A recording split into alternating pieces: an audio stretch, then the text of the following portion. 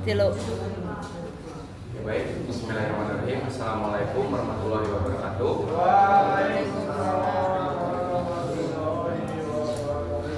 Oke, selamat pagi semuanya. Di sini kelompok kami ini akan membahas tentang hakikat gerak sebagai kebutuhan anak dan pentingnya belajar. Sebelumnya, izin memperkenalkan diri. Nama saya Mungkin Azhar Sauri. Perkenalkan diri, nama saya Baby Jayani. Perkenalkan, nama saya Budi Darmana. Perkenalkan, nama saya Ikhwan Hidayat.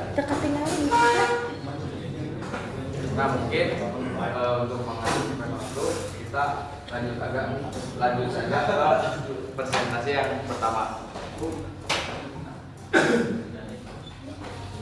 Nah, sebelum melakukan ke inti materi, di sini ada materi yang akan kami atau kelompok kami bahas, yaitu yang pertama gerak sebagai kebutuhan anak, yang kedua tahap gerak, yang ketiga manfaat pendidikan jasmani di masyarakat modern, dan yang terakhir pentingnya PIJAS dalam masyarakat modern.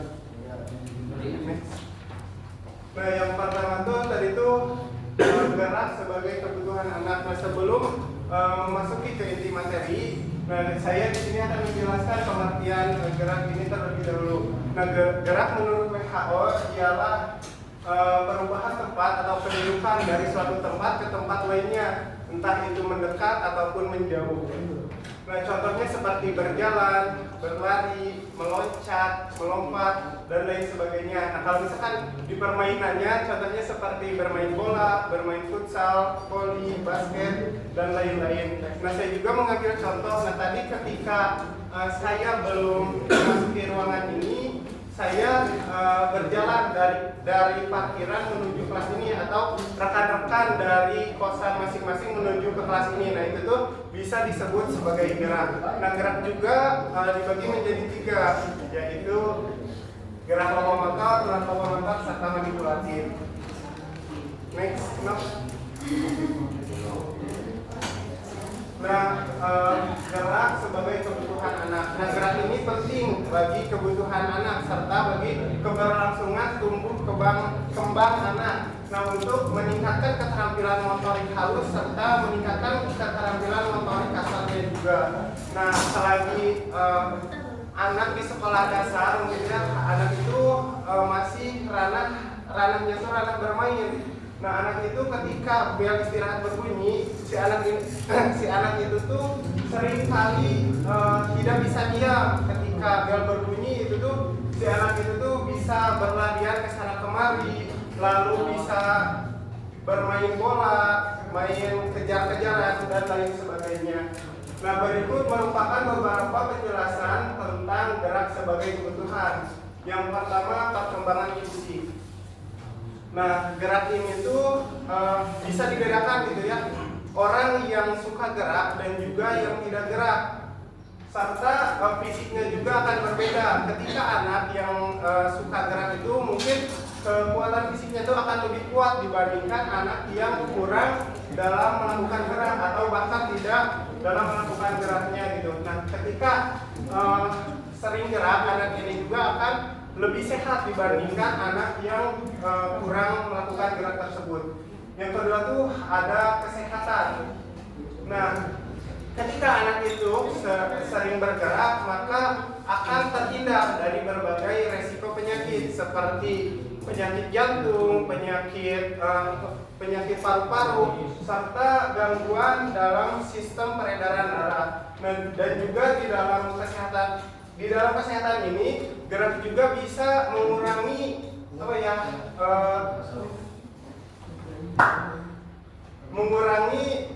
atau mencegah obesitas gitu. Dengan bergerak si anak itu akan terhindar dari obesitas, tidak adanya penumpukan lemak, atau si energinya atau si lemaknya itu bisa bisa digerakkan sehingga menimbulkan keringat dan juga terhindar dari obesitas tersebut. Yang ketiga itu ada keterampilan sosial. Nah, ketika gerak si anak ini itu tidak hanya diam di suatu tempat, anak ini itu bisa berinteraksi entah itu dengan keluarganya, dengan kerabatnya, dengan teman sebayanya, atau dengan anak yang lebih tua atau yang lebih muda. Nah, dengan keterampilan sosial ini bisa membantu anak dalam tumbuh kembangnya, entah itu melatih sosial serta emosional si anak tersebut. Dan ini juga sosial emosional juga tadi udah disinggung oleh saudara Fadila. Yang keempat tuh ada pengenalan keterampilan motorik. Nah, di dalam penjas atau ya di dalam penjas, nah anak ini tuh sudah diajarkan berbagai keterampilan motorik seperti yang tadi berjalan, berlari, melompat, melempar, mendorong, dan lain-lain. Nah, keterampilan motorik juga dapat membantu ke perkembangan motorik halus serta motorik kasar si anak tersebut. Nah, seiring perkembangan zaman serta teknologi, nah si anak ini tuh ketika bertambah umur, si anak ini tuh akan mulai malas gerak atau bahasa kitanya tuh bisa dikatakan mager gitu, dikarenakan disebabkan oleh media sosial serta gadget gitu. Ketika anak misalkan sering bermain media sosial, entah itu game, PS, menonton televisi, menonton YouTube, TikTok dan lain sebagainya, si anak ini tuh akan beresiko untuk terkena berbagai penyakit gitu, seperti misalnya penyakit mata, entah itu matanya merah, sakit, atau bahkan bisa menjadi bunuh. Nah, lalu misalkan bisa si imunitas tubuhnya itu akan lemah gitu ketika si anak itu tuh kurang bergerak serta bermain media sosial terus menerus gitu. Lalu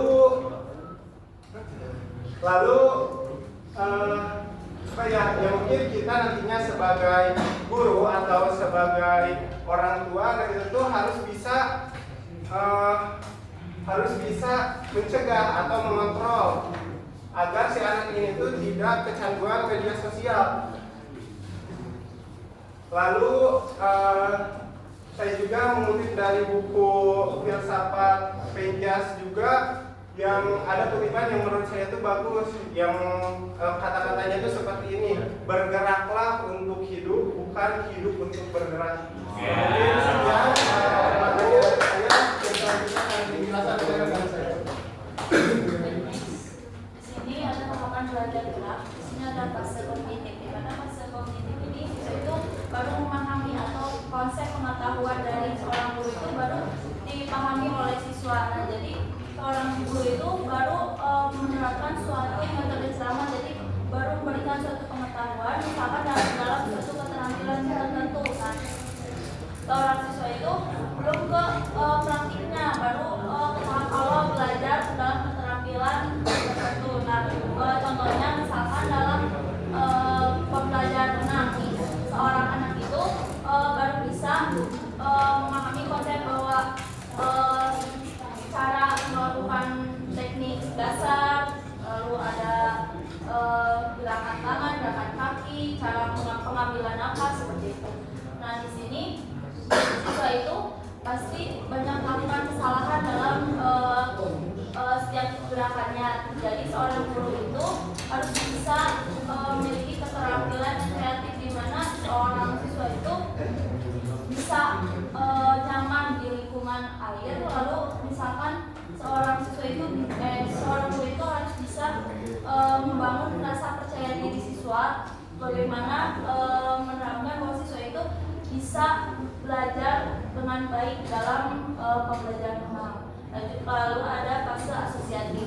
Di fase asosiatif itu lanjutan dari fase kognitif, di mana asosiatif ini siswa itu sudah mengetahui langkahnya, caranya bagaimana, lalu menerapkan suatu keterampilan itu secara berulang, di mana nanti siswa itu bisa melakukan gerakan dengan baik, mulai ada suatu keterampilan yang sudah lebih baik daripada sebelumnya gitu. Yang sebelumnya belum memiliki rasa takut, misalkan memiliki rasa takut terhadap air, atau gerakan ketika belajar berenang itu masih melakukan kesalahan, masih takut, masih gerakan banyak yang salah. Nah, di asosiatif ini adalah pembaharuan, jadi mulai ada perubahan dari si anaknya itu. Lanjut ada fase otomatis, di mana fase otomatis itu keseluruhan, jadi di mana siswa itu sudah bisa menerapkan suatu keterampilan itu dengan teknik atau keterampilan yang sempurna gitu. Jadi sudah bisa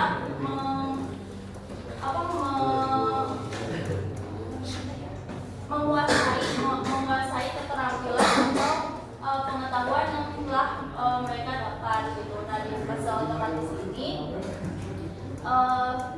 jadi misalkan dalam langkah atau dalam teknik itu tidak harus memikirkan lagi bagaimana caranya melakukan gerakan tersebut, tapi di fase otomatis ini seorang siswa itu sudah bisa langsung spontan gitu melakukan gerakannya tanpa harus ada aba-aba atau perintah dari gurunya. Jadi misalkan seorang siswa dalam mempelajari berenang itu sudah gerakan atau teknik-teknik yang sempurna gitu, sudah dari segi teknik dasarnya seperti dari gerakan tangan, gerakan kaki, cara pengambilan nafasnya itu sudah sempurna, jadi koordinasinya itu sudah baik gitu.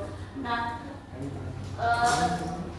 di fase otomatis juga seorang guru itu bisa membimbing seorang siswa itu mendalami keterampilannya, misalkan dari renang itu bisa ke jenjang yang kompetitif, jadi bisa mengikuti suatu ajang perlombaan gitu. Lanjut. Nah, di sini ada kategori keterampilan gerak. Di sini ada gerak lokomotor. Apa sih itu gerak lokomotor? Jadi gerak lokomotor adalah suatu gerakan berpindah tempat dari satu titik ke titik yang lain gitu, atau titik selanjutnya. Nah, gerak lokomotor ini memiliki contoh, misalkan contohnya itu berlari, berjalan, meloncat, atau berenang gitu kan, itu perpindahan tempat gitu. Nah lalu ada gerak manipulatif. Nah gerak manipulatif ini suatu gerakan atau keterampilan di mana gerakan tersebut mempengaruhi suatu objek atau menggunakan suatu objek tertentu. Nah misalkan menendang bola, menggiring bola, terus melempar, menangkap bola gitu. Lalu ada gerak stabilitas, di mana gerak stabilitas ini gerakan yang mempengaruhi keseimbangan tubuh. Jadi gerakan yang menstabilkan tubuh lah gitu. Nah di sini contohnya itu bisa yoga, bisa plank, atau bisa squat.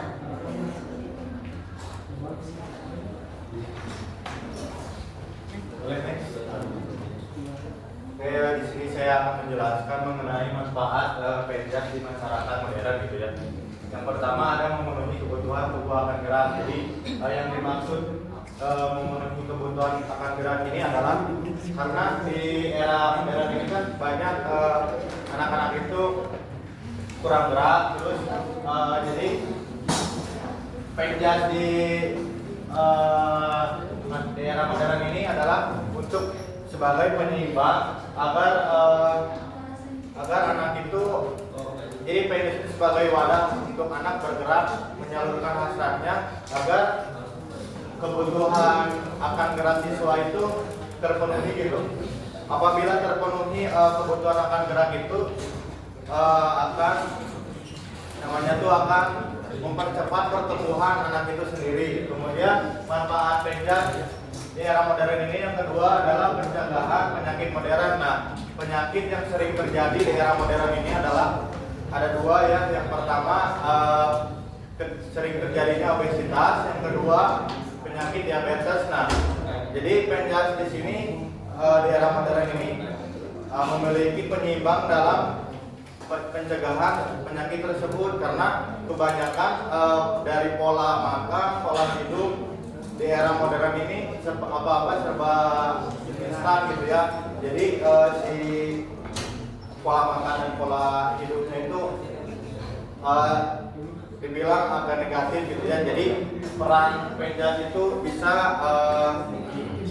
membantu mengupayakan untuk pencegahan hal tersebut, karena dengan adanya aktivitas gerak, aktivitas fisik itu dapat mencegah terjadinya obesitas dan penyakit yang lainnya juga. Yang ketiga ada penyeimbang gaya hidup sedentari. Nah, jadi di dalam era modern ini adalah penjas sebagai penyeimbang gaya hidup ya, karena gaya hidup anak-anak zaman sekarang itu terlepas daripada kita yang dewasa, anak-anak kecil pun, anak-anak sekolah, siswa-siswa SD, gaya hidupnya itu udah apa ya, udah beda dari kita yang dulu gitu, yang era-era zaman kita. Jadi kebanyakan anak-anak siswa sekarang gaya hidupnya itu lebih ke sering memakai gadget gitu ya, melibatkan gadget, dan juga kenapa penjas ini memiliki manfaat sebagai penyeimbang untuk gaya hidup sedentari, karena memang memiliki manfaat akan kebutuhan yang memang dapat mencegah dari hal-hal negatif di era modern. Yang keempat adalah sarana sosialisasi di era isolasi digital. Ya, yang dimaksud dengan sarana sosialisasi, jadi penjas ini sebagai apa ya, sebagai alat untuk menyampaikan atau mengedukasi para siswa ataupun masyarakat gitu ya, agar pentingnya gitu menjaga pola makan yang sehat, pola hidup, dan pentingnya akan gerak tubuh gitu buat kesehatan. Jadi sangat penting gitu ya manfaat penjas ini. Yang kelima ada penangkal dampak negatif teknologi. Nah, jadi terlepas daripada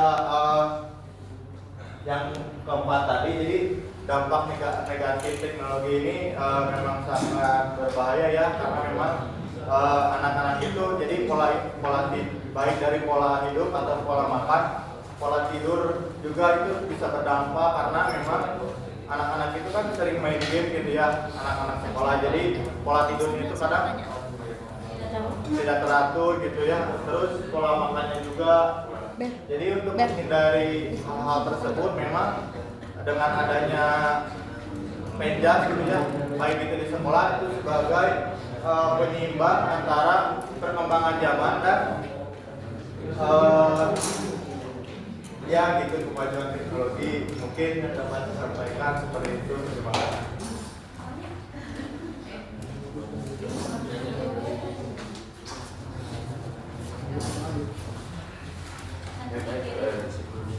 Izin memaparkan sedikit dari itu pentingnya penjas dalam masyarakat modern. Nah, di sini menurut Mark saya mengatakan pendidikan jasmani itu bertujuan untuk mengembangkan aspek motor kognitif dan efektif. Terus pendidikan jasmani juga tidak hanya mengembangkan aspek fisik saja, tapi dapat mengembangkan aspek intelektual, emosional, dan sosial. Nah, jadi pentingnya penjas itu di masyarakat itu memang sangat penting gitu ya, dikarenakan itu juga bisa menjadi apa ya, menjadi tolak ukur lah untuk masa depan mereka, apalagi misalkan kita sebagai guru. Nah, kepada anak-anak siswa itu, kita itu harus bisa mendorong atau memotivasi siswa supaya minat dalam berolahraga itu. Nah, apalagi di zaman sekarang, di zaman modern ini, kebanyakan anak-anak itu lebih memilih bermain gadget gitu ya, ataupun ya handphone, terus komputer kayak gitulah, warnet gitunya. Nah, kita itu sebagai orang tua harus bisa membatasi lah dalam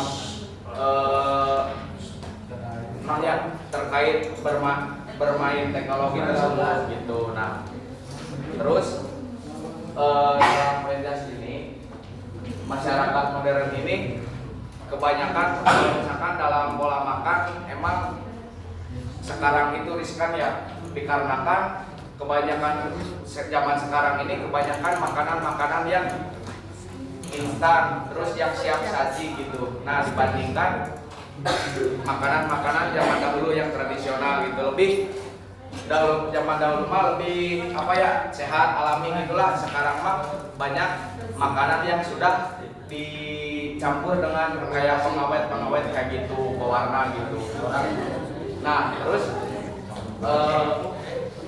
pentingnya pedas juga di masyarakat itu bisa mengurangi,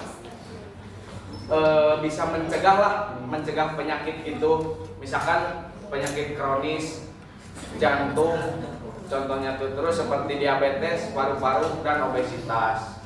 Nah, yang dimana kita itu harus sebagai calon pendidik, kita juga tidak hanya memberitahukan kepada siswa ataupun kepada anak sekolah saja, tetapi kita juga harus berpengaruh terhadap masyarakat yang di sekitar kita. Kita itu harus bisa memberitahu kepada masyarakat yang di sekitar kita bahwasannya pedas itu memang penting gitu dalam kehidupan mereka. Mungkin seperti itu. Nah, terus mungkin sekian presentasi dari saya.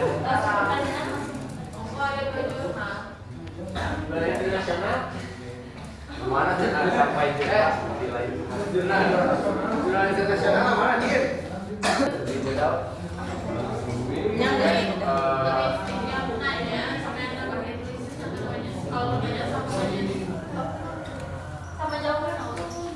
silakan barangkali di sini ada yang mau menambahkan ataupun bertanya.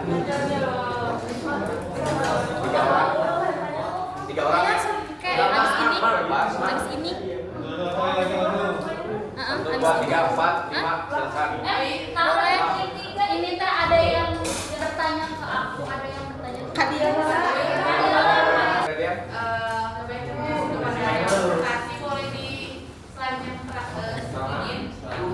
Ini? Nah, di sini kan dilatih dari dua ahli gitu ya, bahwa sebenarnya pendidikan dasar itu bertujuan untuk mengembangkan aspek oh ya, satu itu sama yang tadi juga tidak hanya mengembangkan aspek fisik saja, tetapi mengembangkan aspek intelektual dan emosional dan juga sosial. Nah, waktu pas aku dikasih juga ada membahas bahwa pendidikan dasar itu bukan hanya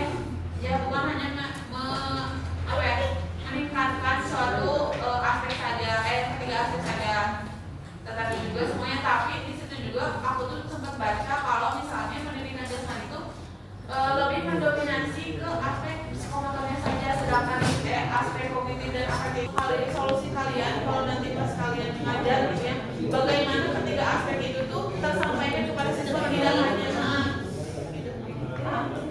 bertanya kepada kelompok presenter, kan tadi dijelaskan oleh saudara Ginanjar gitu ya, dengan saudara Hikmat juga dengan banyaknya gitu di era modern ataupun di kalangan kita sekarang gitu, banyaknya masih ada orang-orang yang tidak menyadari atau tidak mementingkan diri sendiri untuk menjaga kehidupan yang lebih sehat gitu. Dengan tadi Hikmat adanya kehidupan sedenter gitu, dengan tadi Ginanjar menjelaskan bahwa masih ada beberapa orang yang mengalami penyakit diabetes, gula dan sebagainya. Nah, apa sih upaya kita gitu sebagai notabene-nya mahasiswa gitu untuk terjun ke lapangan itu seperti apa untuk mencegah hal-hal seperti itu? Terima kasih.